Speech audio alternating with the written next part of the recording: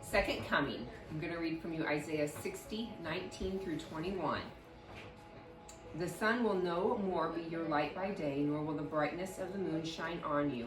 For the Lord will be your everlasting light, and your God will be your glory. The sun will never set again, and your moon will wane no more. The Lord will be your everlasting light, and your days of sorrow will end. Then all your people will be righteous, and they will possess the land forever. They are the shoot I have planted, the work of my hands, for the display of my splendor.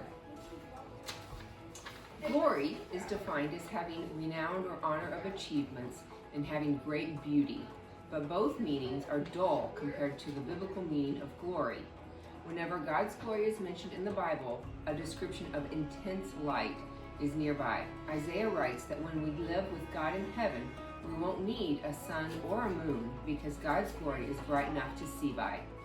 We find this imagery when in Exodus 33:18 through 23, Moses asks God if he can see his glory. God agrees but covers Moses from seeing his face, for God's glory is so powerful that to gaze upon it as a fallen human would result in death.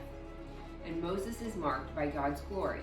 In chapter 34:29 and 30, Moses returns to the Israelites after speaking with God, and the Bible describes his face as radiant and shining. We see this power and light again in Matthew 17:2, when Jesus is transfigured on the mountain. As the glory of God fills Jesus, his face shines like the sun, and his clothes become dazzled white like light. God's glory is so powerful that any who come into contact with it cannot help but transilluminate his glory. In other words, we allow God's glory to shine through us. Only the righteous can display God's glory and live. When Jesus sacrificed himself to make us right with God, he allowed us to bask in God's glory. That is why when we reach heaven, we will not need a sun or a moon for light, Revelations 21:23. Instead, we will have new bodies that were never tainted by sin, and we will be able to see God's glory with no fear of death. God promises in Revelations 21:4 that there will be no more death, sorrow, pain, or crying. What a sight to look forward to!